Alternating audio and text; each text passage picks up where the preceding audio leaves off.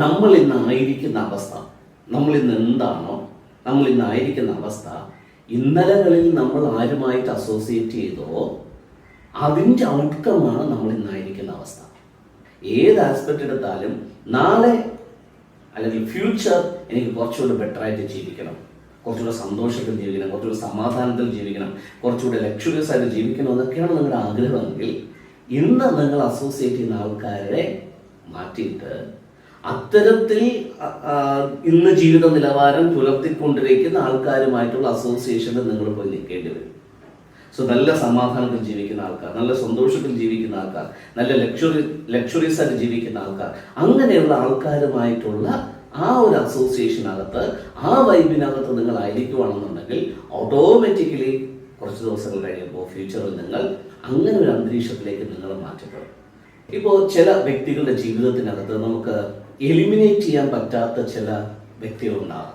So എൻ്റെ അപ്പനും അമ്മയും ഒരു നെഗറ്റീവ് വൈബുള്ള ആളാണെങ്കിൽ, അല്ലെങ്കിൽ എൻ്റെ സിബ്ലിങ്സ് നെഗറ്റീവ് വൈബ് ഉള്ള ഒരു വ്യക്തിയാണെന്നുണ്ടെങ്കിൽ, അല്ലെങ്കിൽ എൻ്റെ പാർട്ട്ണർ ഒരു നെഗറ്റീവ് വൈബുള്ള ഒരു വ്യക്തിയാണെങ്കിൽ, എൻ്റെ ലക്ഷ്യബോധത്തിലേക്ക് അല്ലെങ്കിൽ എൻ്റെ സുഗമമായ യാത്രയ്ക്ക് ഇവരൊക്കെ നെഗറ്റീവായിട്ടാണ് കോൺട്രിബ്യൂട്ട് ചെയ്യുന്നതെന്നുണ്ടെങ്കിൽ നമുക്കൊരിക്കലും അവരെ നമ്മുടെ ലൈഫിനകത്ത് നിന്ന് എക്സ്ക്ലൂഡ് ചെയ്ത് മാറ്റി നിർത്താൻ പറ്റില്ല.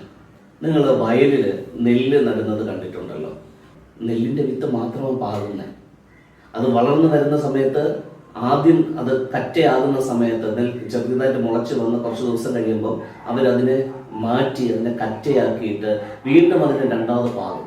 സോ ഈ പ്രോസസ്സിലെല്ലാം നടുന്നത് പാകുന്നത് ഒക്കെ നെല്ലിൻ്റെ വിത്തും നെല്ലിൻ്റെ തൈകളും തന്നെയാണ്. പക്ഷേ കുറച്ചാഴ്ചകൾ കഴിയുമ്പോൾ നിങ്ങൾ നോക്കിക്കഴിഞ്ഞാൽ ഈ നെൽച്ചെടിയോടൊപ്പം കളകൾ മുളച്ച് വളർന്ന് അതിനോടൊപ്പം നിൽക്കുന്നത് നിങ്ങൾക്ക് കാണാൻ പറ്റും. അപ്പോൾ നമ്മൾ വിതയ്ക്കുന്ന ഏത് ഫലവിത്താണെങ്കിലും അത് മുളയ്ക്കുകയും വളരുകയും ചെയ്യുന്നതിനോടൊപ്പം തന്നെ ഒരുപക്ഷെ കളകളും മുളയ്ക്കും, കളകളും വളരും. അത് ഈ ചെടിയുടെ നമ്മൾ കൊടുക്കുന്ന വെള്ളവും വളവും ആഗിരണം ചെയ്യുകയും ചെയ്യും. സോ എന്ന് പറഞ്ഞ് ഇന്നേയുള്ള ഒരു നെൽച്ചെടിയും അതിൻ്റെ ഫലം പുറപ്പെടുവിക്കാതിരുന്നിട്ടില്ല. സോ എന്ന് പറയുന്നത് പോലെ നമ്മളോടൊപ്പം നിൽക്കുന്ന ചില വ്യക്തികൾ നെഗറ്റീവായിട്ടുള്ള ആശയങ്ങൾ പ്രൊപ്പഗേറ്റ് ചെയ്യുന്ന വ്യക്തികളാണെങ്കിൽ, അല്ലെങ്കിൽ നമ്മളെ പുറകോട്ട് വലിക്കുന്ന വ്യക്തികളാണെന്നുണ്ടെങ്കിൽ ആ ആൾക്കാരുടെ ഇൻഫ്ലുവൻസ് നമ്മൾ എന്ന് പറയുന്ന ഒരു വ്യക്തിയെ, നമ്മുടെ മൈൻഡിനെ, നമ്മുടെ പ്രവർത്തനങ്ങളെ ദോഷകരമായി ബാധിക്കാത്ത രീതിയിൽ അതിനെ കൈകാര്യം ചെയ്യുവാനായിട്ടുള്ള ഒരു ട്രെയിനിങ് നമ്മൾ സ്വയം ആർജിക്കേണ്ടതായിട്ടുണ്ട്.